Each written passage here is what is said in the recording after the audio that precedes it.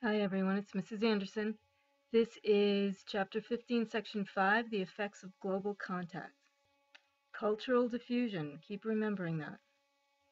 The essential questions explain how European exploration led to the Columbian Exchange named after Christopher Columbus. Analyze the commercial revolution that will result, and understand the impact of mercantilism, the economic system where everything is to the betterment of the mother country, on European and colonial economies.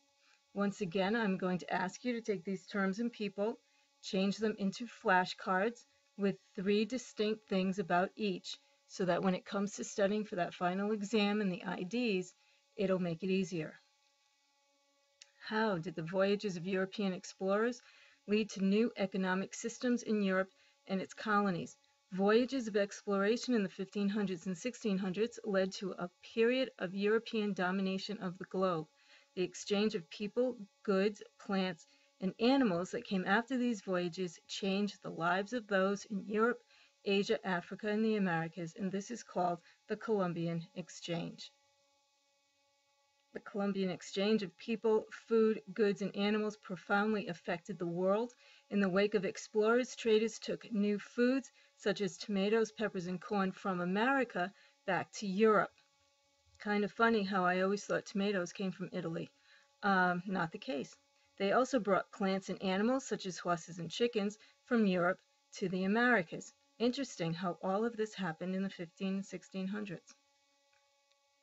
People's diets changed around the world due to new types of foods crossing the globe. We have from the Western Hemisphere, corn, potatoes, sweet potatoes, etc. From the Eastern Hemisphere of the world, wheat, sugar, bananas, etc. And they are exchanging these. On the next slide, we have a map of the Western Hemisphere, which is where we are, North and South America, and the Eastern Hemisphere, which most of Europe is. So just to go back, different types of foods are being exchanged from the Western Hemisphere to the Eastern Hemisphere. The global population started to explode by 1700. Basically, the key cause is the spread of new food crops from the Americas. Something like an agricultural revolution. There's all kinds of different food out there. Different food will mean that food is more abundant, more available, and people will live longer because of it. However, Native American populations will decline severely due to, yes, those European diseases that keep coming over. Millions of people migrated at this time. Europeans spread out in the Americas, and Africans were forced to the Americas by the slave trade. Remember, they call this the New World.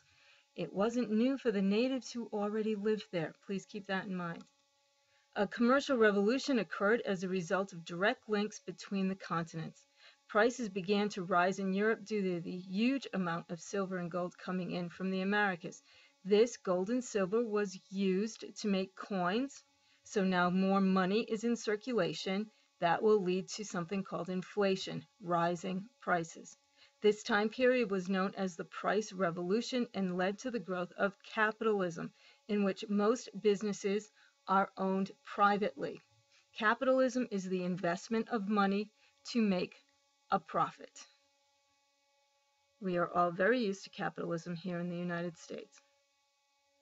Capitalists sought to make money through investment rather than through land or labor. Entrepreneurs looked overseas for opportunities to make profits.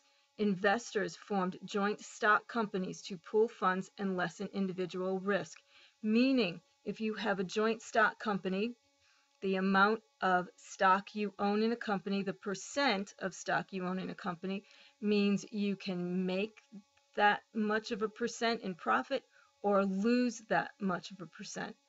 But you're never going to lose everything you have because you are only one of many in a joint stock company. Capitalists adopted bookkeeping methods from the Arabs. Banks will become more and more important. Merchants began to bypass medieval guilds. A merchant capitalist distributed raw materials such as wool to peasant cottages. Peasants then processed it into cloth. Then the merchant sold the finished product for a profit. This system, known by the term cottage industry, separated capital and labor for the first time. We'll learn more about the cottage industry in world history too when we talk about the Industrial Revolution, when we close down the cottage industry and establish factories instead. European monarchs adopted a new economic policy called mercantilism, which we spoke about in section 2 of this chapter. The goal of this policy was to build the nation's gold and silver reserves by exporting more goods than it imported, everything to the betterment of the mother country.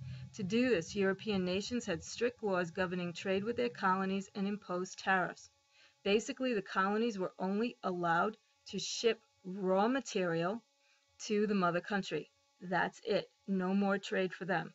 As a result of these measures, national governments had a lot of control over their economies. The majority of Europeans were peasants unaffected by these economic changes. However, new middle-class families had a very comfortable life. The price revolution helped enrich merchants and skilled workers, but hurt nobles whose wealth was tied to the land. And that is it for chapter 15.